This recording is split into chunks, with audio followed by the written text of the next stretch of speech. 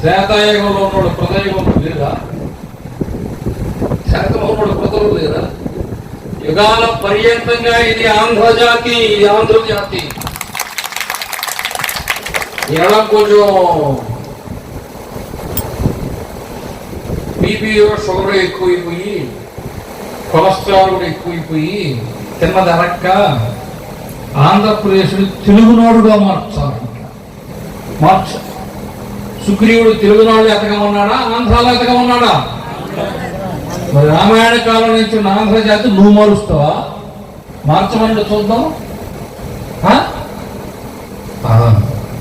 మన ఆంధ్రలో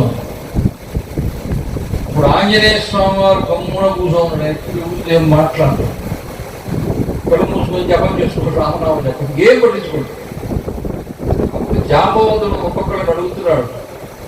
జాంబవంతుడు అయితే నేను అంతవరకు వెళ్ళగలను, ఇంకొకటి అంతవరకు పోగలను రాలేను అని చెప్పాడు.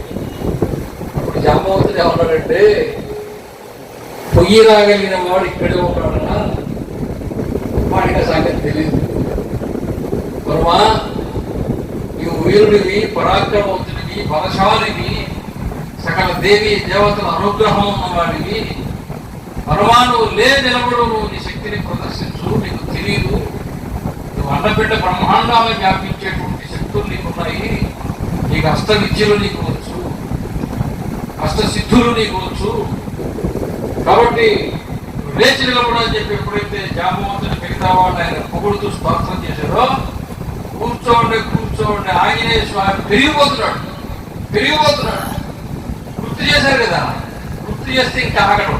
హనుమా పోనంటే కనపడు, అది అయిపోయింది. ఇంకేముంది, తన్నుదన్నాడు ఆ పర్వతాన్ని. ఆ పర్వతం పిండి అయిపోయింది. పెడుతూ ఉంటే ఇంకా మధ్యలో ఎవరెవరో వచ్చారని చూసుకొని లక్కకపోయినాడు. లక్కకపోయిన తర్వాత ముందు అక్కడ లోపల ఉండేటువంటి ఆ బంగారం అక్కడంతా వెతికాడు.